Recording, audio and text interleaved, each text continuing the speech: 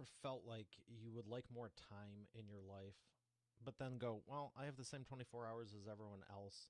Does it feel like you're overwhelmed with the workload, but you're enjoying the success of your business and company, but you'd rather be spending more time with family, or it's just not what you want? Have you ever felt like time is slipping away from you, even though you may be making progress? I know I have in the past, and it's one of the reasons I have Amanda Hamilton on today's episode, because she has an extensive background helping people reclaim their time as well as helping their business grow. I'm going to bring her up right after we thank our sponsor. You've heard me say every business needs a book, including yours. And it's true. And that's why you should visit freebusinessbookpublishingcourse.com today to learn the 7 steps to publish and promote your nonfiction lead and profit generating business book in 8 weeks. But you know what? Don't take my word for it. Take it from a few of my authors, like Lori. And I went from having an idea and a possibility to actually getting my... Here she is, ladies and gentlemen, the lovely Amanda Hamilton. Amanda, how are you feeling today? I'm great. Thank you. Thanks so much for having me. Oh, it's my pleasure. I feel like you can be such an asset to everyone because there's so many people talking about, here's what you do for business, grind, work, do all these things. It's like everyone wants the secret sauce for success in business. And it's like you can just work your tail off and be successful. But if you have no balance or life, I don't really count that as success. I look at it as, is this, are, is someone aligned with the goal they want to achieve? Number one, you can be successful and not on track for what you want. You're just making someone else happy. And then how are they doing it? A lot of people I talk to, they're like, oh, we took off this many days per year. We took off this many days per year. So I want to hear your insights on time and how to reclaim some of it, because I think we all want more time to enjoy how we want. Yeah, I think sometimes we focus so much on, to your point, oh, well, I get this much time off, or I get to do this or that. And I look at it more of how can you kind of like integrate both your personal and your professional life together to really, I don't look at it as work-life balance. I look at it as, I call it work-life integration. And I always put in parentheses with boundaries, of course. But like, how can you combine the two to where you don't feel like your time is just flying away from you at any given point in time? And so what we can do is really give you time back in your day to focus on. It might be more things focusing on your business and growing, but it also might be reclaiming that time with friends, with family, or not even just that, like making sure that you have the right amount of mental space to, take time off, or to make sure that you're able to work out every day and like commit to those things that are good for your own self-improvement, and not necessarily focusing on everything that is supporting everyone around you. Every day? Maybe You're not gonna every make me day. start working out every day? Maybe 3 or 4 days a week. Fantastic. I get what you're saying. I'm joking around a little bit, but it's so important to know, not just have the time to do those things, but know what those things are. If you have kids, maybe you want to spend more time with them. Maybe you don't. Maybe you don't have kids and it's like, well, I want to go for bike rides and walks or work out 6 days a week. It just depends. So do you help people identify what they're really looking to do as well with that extra time you free up? That's a good question. We spend a lot of time really diving in how to release time in a professional sense. Where can we lean in to help them to find more time? I would say we have some clients that we'll say, if you do this, or if you adjust your schedule appropriately, you should be able to leave in the middle of the day to pick up your kids from school. Or if we adjust your schedule to do it this way, that should allow you time to make sure that you're getting a workout in, or whatever it might be. So we're able to kind of like, the way that we look at time management in terms of calendar management, offloading tasks, it's about building efficiencies and productivity, and how can we help you do that throughout your day and your week so that you are able to kind of find more time on the things that you have passion for. Fantastic. So What would you say are the top problems you see across the board that most entrepreneurs, CEOs, business owners, what's the common thread you see with all your clients? Calendar. That is the one thing that we, I would say, take on every single time we take on a new client.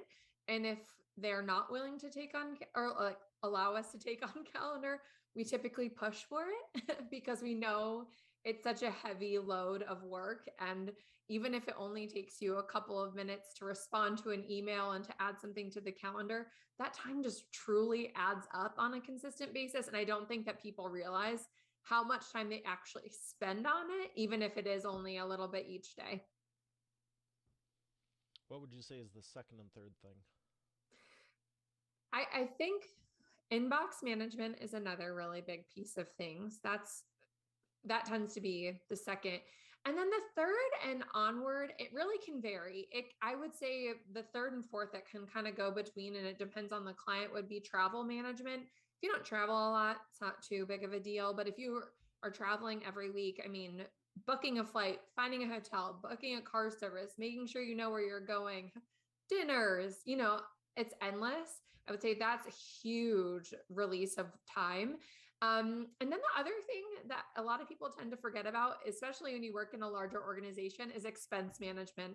That can be so daunting, and having to like create, write, submit expense reports, manage them. And we can do a lot of that. And just taking off the work that doesn't require your mind time that we can learn and kind of like emulate for you is really where we find provide the most value. How did you get into this? Because I was reading your background and I think it's fascinating. Tell me how you started the company. Yeah. I'll give you my shortest story because I could talk about it at length, but I worked in corporate retail for about 10 years. And in 2018, I just realized I needed a personal and a professional change. I was kind of getting into a burnout phase of life. And so I quit my job. I did not have another job at the time. And so I started to explore what was next for me. And I actually moved cities. I was living in Columbus, Ohio at the time, moved to Cleveland.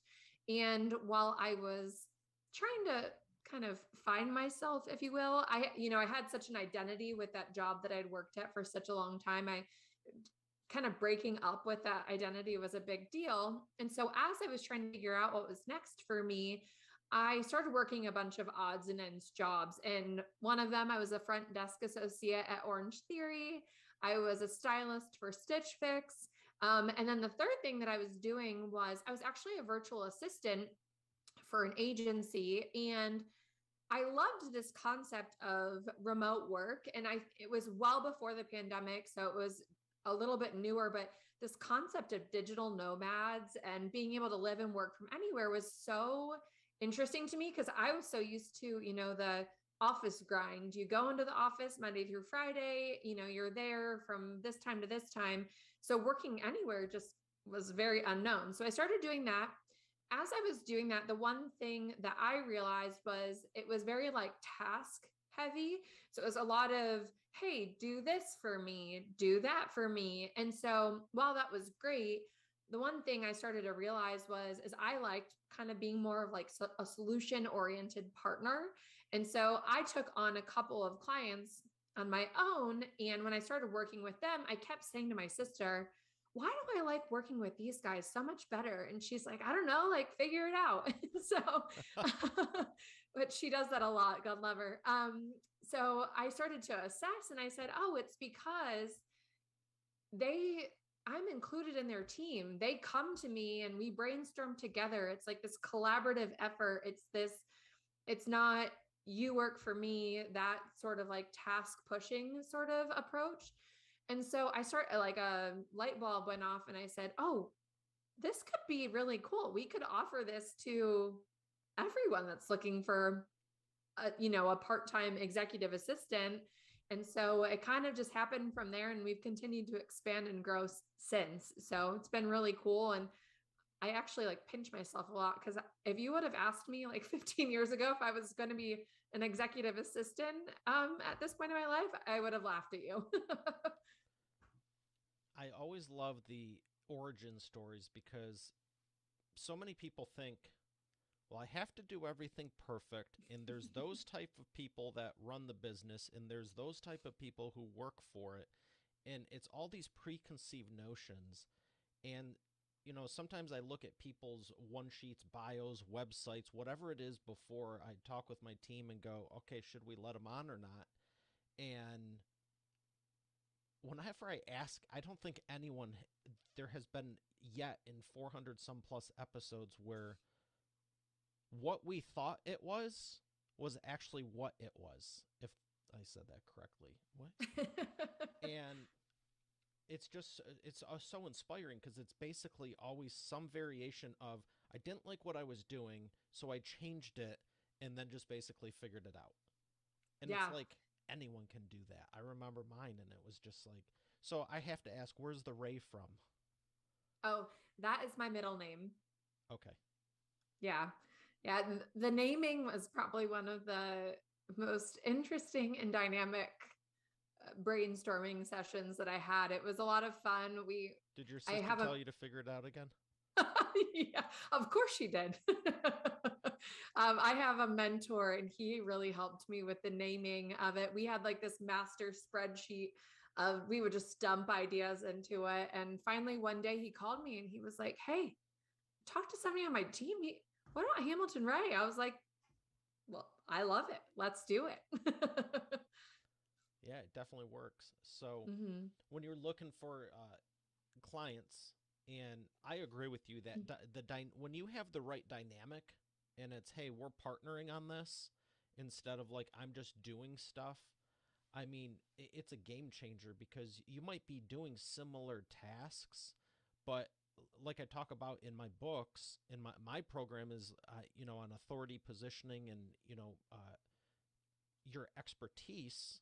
When you have that, when you change the positioning, it's like you don't work for me or I don't work for you, but we're still going to help each other. You go from like, I'm giving you stuff to do to let's master. Like you said, I have a mentor. We were doing a brainstorming. Here's how we came with that solution. He didn't say to you, come up with these ideas, and you didn't say to him, come up with the ideas. It was, here's some of mine, here's some of, and you just kind of keep going in a circle like that. It's awesome. Yeah. And I think that that's one thing that, especially when you're first starting out, it's like, you don't have to know all the answers and you shouldn't. And so It I doesn't matter think if it's that 10 or 20 years later, you still don't need to know the answers. That's very comforting for no, me. yeah. And I think, being comfortable with asking for help and making sure that you're leaning into the experts around you is, in my opinion, is one of the keys to success. So I think that's great. Yeah. So when you're looking for the clients, the right clients, because there is a difference for everyone listening. There is a difference for having the right clients. What are you looking for? What is your right client?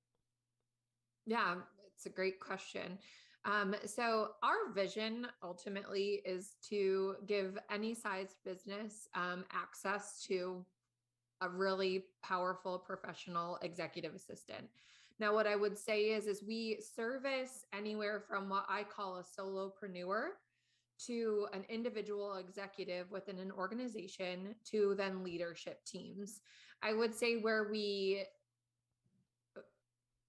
have grown and probably focused the most in terms of an ideal client is more of that individual executive within an organization, which then typically will expand into the leadership team solution. And the reason for that is we always kind of do test runs, I would say, with, one executive within an org. And if they kind of say, yeah, this works, this is great, a lot of times what we'll do is we'll either expand the admin to support more leaders, or we'll bring in additional admins to then expand. So that's really where I would say we are in terms of company size. I would say it's anywhere from, we work with companies that are 30 employees upwards of 250, 400 employees.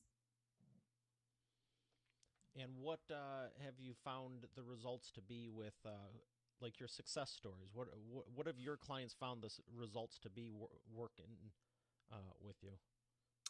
Yeah, I think where they really find the most benefit is um this is going to sound funny, but I think where we have the most success is when they're like, oh, we like are like, hey, we got to go on vacation this week, and they're like, oh, well, what will I do without you? And so it's, really becoming so integrated with somebody, that they, not that I wouldn't want them to survive without us, but that they truly feel like they can't navigate their calendar on their own. That's truly where we find the most success. But I think it's really when we're able to help people streamline, become more organized, more productive and efficient. And then naturally we see, honestly, all of our clients tend to then their businesses grow. And that's the ultimate goal, right? It's like growth, not only just to support them, but to their team and their families, et cetera. And so that's where, if we can help them become more productive, that's the ultimate goal. And that's truly where we see success. Are there, and what is it?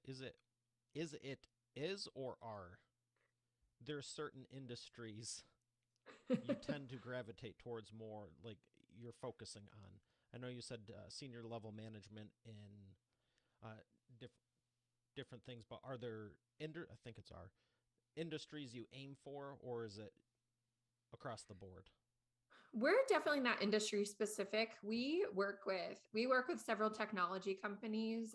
We actually work with a government agency, and then we work with some really cool consulting companies. We just onboarded a really cool company that's focused on supporting like larger corporate organizations on diversity, equity, and inclusion. So really, the range is endless. We do. One of the things that we have found is that executive assistant administrative level work is very consistent. It's just a different client and a different preferences, a different day. And so we have been able to really streamline how we approach everybody. We do take a very customized approach. So we never walk in and say, like, you need to do it X, Y, and Z way. We'll come in and say, we suggest you to do it these ways. We've seen a lot of success with it, but we'll kind of create and cater around how people prefer things to make sure that they feel comfortable, and we're not just coming in and saying like, all right, well, you're doing it wrong, change it. That's never our intent. So we do a lot of kind of like molding and ebbing with all of our clients. Excellent. Do you have a process to see if people qualify for you? And I mean, have you ever had any cases where they're just so happenstance, it's just like, this isn't going to work? Or some people who are so organized and so everything already, they think they need someone and they really don't. Yes, I can quickly identify that. Funny enough, I What actually are their had names? two.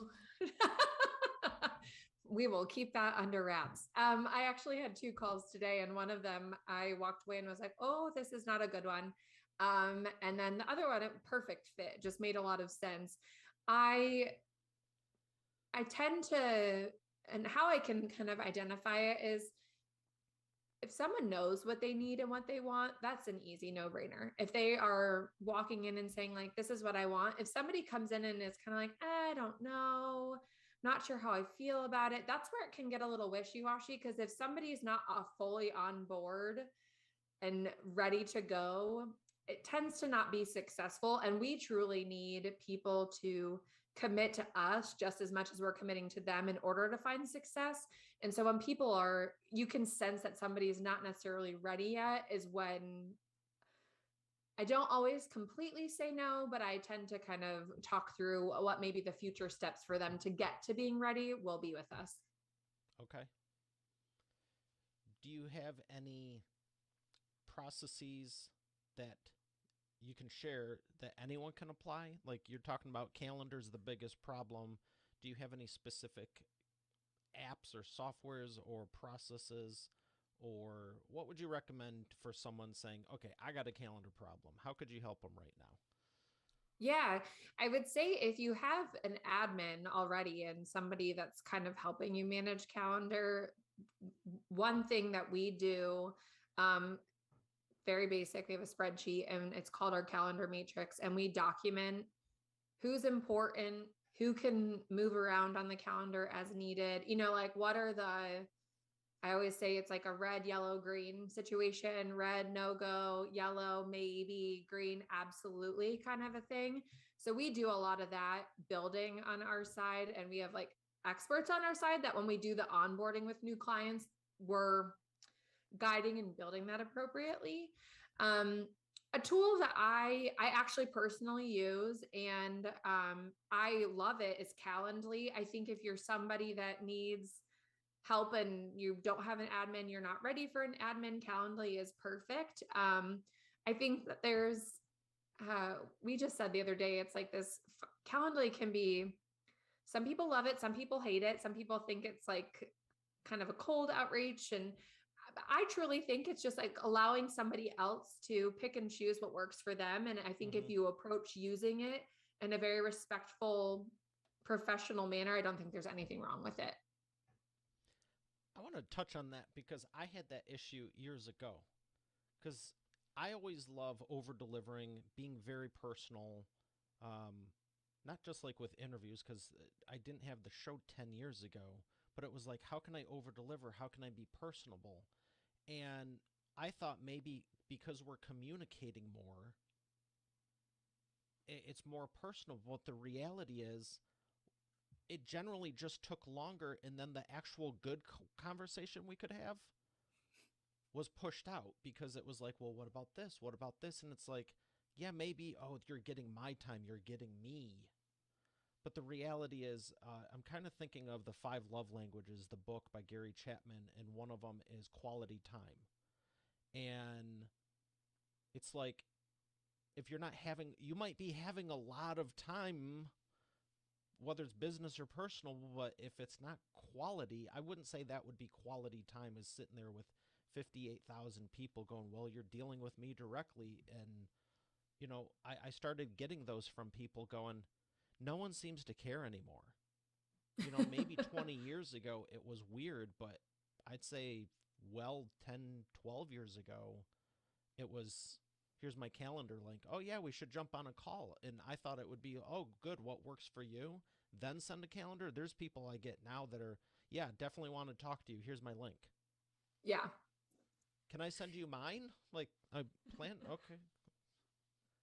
I think the only thing I think that there is a time and a place for it.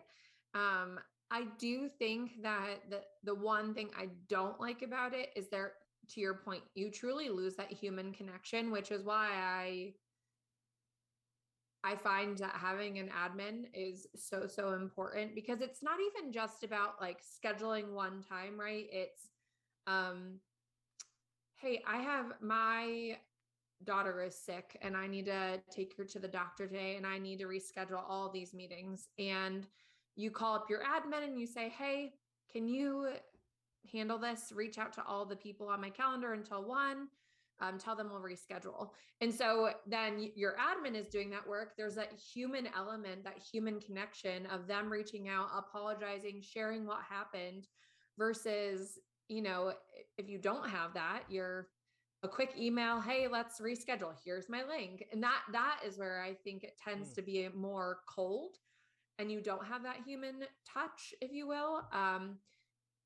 And that's truly where I find that we provide more value than just, I think the scheduling tools are great for certain things, but I don't think it's the end all be all. Yeah. Yeah, it took me a while because, but like with the show for booking, it makes it so seamless. It's like, here's the thing, here's the next thing, this and that. But that's a completely different dynamic versus an ongoing relationship. Like with my author clients, when we're scheduling calls and doing stuff out, it's like it might shift, it might change around. A lot of them are, well-known speakers. Oh, I just gotta, how's next, whatever, 3 weeks from now? Oh, it's great. And then like next time, we gotta change that. Yeah. I'm speaking to 1,000 people over in Texas or somewhere. It's like, okay, well, I get it. So yeah. I think and that's really where somebody can help. There's not really that one size fits all. So no, unfortunately it's honestly, in my mind, from a technology standpoint, there's nothing that could replace that human touch of like what an executive assistant can truly do. Yeah. I as great as software and stuff is, it's eyesight on the people too, and it's one of the reasons I love the show because it's like you get to talk with cool people instead of dealing with software problems constantly. Yes. Let me ask you about the teams versus solopreneurs. It sounds like a lot of your clients have the same issues, but how do you address issues if it's a team versus a solopreneur? Because obviously, it's two. I don't want to say two different vehicles. But for an analogy like a ship or a car, when it's a solopreneur, one point of contact, one answer versus a team, you might have to get the approval and it might take longer. Yeah, we would take the same approach in terms of like building out a calendar matrix. That does not change at all. Where I would say it changes is you have different matrices per person on a team. So, and a lot of times, like I'll give you an example. We have one client where we have 4 admins that support that team. And how it's structured is we have one person that supports the C-suite, one supports the executive level a part of the org, and then another that supports the vice presidents within that organization. And then the 4th person does more of like, she handles interview scheduling for human resources. And then she's just there to help take on research projects or that sort of thing from other things from the other 3 admins. And then, so how it works is we do, and this is where we really do a lot of like collaboration across the admin team. So it might be this person over here is requesting a meeting and they need admin A's people that they're supporting. And so the admins are talking. They're the ones that are connecting and coordinating across the leadership team. And so we have this matrix that we build out. And a lot of times we'll be able to look in there and say, oh, on Wednesdays, I can schedule over that meeting with so-and-so because it's in the green part of the matrix. So we do build the matrix and we try and follow it so that we don't have to ask a lot of questions, but we have the ability to then just like connect admin to admin versus having to reach out to every single individual within an organization to validate timing. Oh, that's fantastic. Yeah. That's very smart. You like setting up processes, don't you? I do.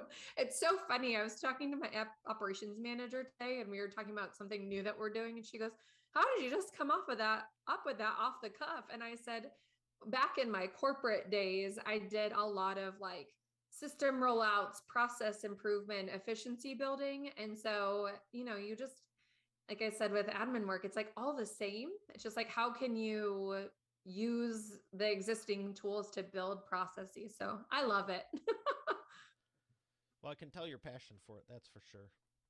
Is there anything you don't touch? Have you gotten requests where you're like, that's not in our purview? And I'm sure you made it clear earlier, you stick with the business side, not so much the personal side of stuff. But is there anything even within business you're like, we're not doing it? We do some personal stuff. It naturally just happens that way. If you're managing somebody's calendar and they need to get a haircut, we're going to schedule their haircut because it goes on their calendar naturally. So we'll do things like that. I would say in terms of like not touching, we've never had something that I said we wouldn't handle. We've been tagged into a lot of, some of our clients have turnover within a team and they need extra hands to support that team. We're very flexible and we'll kind of like mold and be a partner within an org. They just have to teach us and we just learn it and kind of help from there. But there's never been something that I've said no to. Excellent. I don't know if that's a good or a bad thing. No, it sounds like a good thing. And it sounds like you vet your clients to the point where there's no surprises really where you'd get something like that. Yeah. Yeah. And, and everyone feels comfortable reaching out. And if there is something that we don't feel comfortable with, we'll share why. And then we'll talk through if it's something that they absolutely need. We'll talk through how to get there. Who would you say is your biggest success story? Let me think about that a second. I don't know. I think actually there's 2.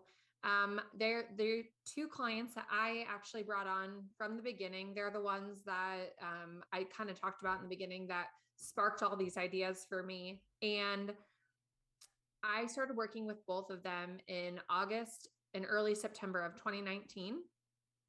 And their businesses, both of theirs have, I don't even know the numbers, but have probably like quadrupled, like are 10 times bigger than what they were a couple years ago. And it's not only just the revenue growth, but I've seen just changes in both of them in terms of like stress relief, like not feeling like they're running around with their head chopped off at any given point in time. They're actually able to enjoy life.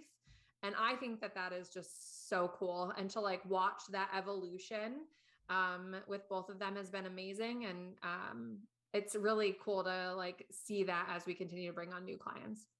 That's the goal. Mm-hmm. Because, everyone starts a business, I think, with this goal of like, I don't need to be under the boss's thumb. I can do whatever I want. I can make as much as I want. I can do all these things. You can, if you have your systems in place and the right team and everything's in order and you know how to handle conflict and you know what I mean? Once you Yeah. get everything right, but there's a lot of companies who don't, unfortunately, and it's like, the company starts owning them. Yes. Yeah. And that's never fun. No, not one bit. So I'm glad you're talking about this and this is your business because I know there's people out there doing it and I would say there's a lot less people talking about how you should be valuing your time than just I'll say typical business stuff, whatever that is. Yeah. So I have a question before we thank our sponsor, and it deals with the imperfect action. Nope, just kidding. The wheel of whatever, yellow or black? Oh, geez. Black. Yeah. Where is it? This one. You get that question. You see it? Yes.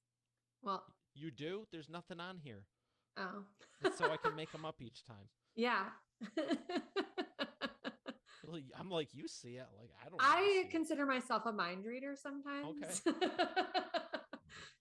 So let's talk about your time. What do you like to do when you're not working? Where do you like to travel? That's a good question. I'm always up for honestly anything. I liked it. One of the things that I started to do last year and something I've been wanting to do forever was to kind of live places in extended periods. And so last year I spent some time in Charleston, South Carolina. That was amazing. And then this past winter, I was a snowbird and I went down to Delray Beach, Florida and hung out with all the older folks down there, which was really incredible. And I'll definitely be doing that going forward. Excellent. So now you're appreciating being able to do what you want from anywhere. Yes. Yeah. And I really try and push my team to do the same thing. Very good. Excellent. Well, thank you for sharing what you did. We're going to thank your sponsor and come back with the imperfect action round. You're already the expert, but have you transformed your expertise into a tangible asset that will generate and qualify leads while increasing profit for you 24/7? And if so, how well are you promoting it? With the Expert Authority Effect publishing method, it's easier and faster than ever. Visit freebusinessbookpublishingcourse.com today to learn the 7 steps to publish and promote your nonfiction lead and profit-generating business book in 8 weeks. Visit freebusinessbookpublishingcourse.com to get started now. Once again, that's freebusinessbookpublishingcourse.com.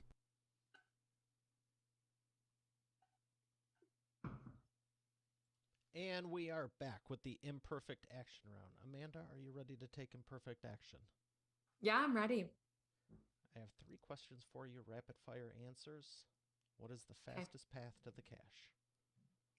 Oh gosh. Fastest path to the cash.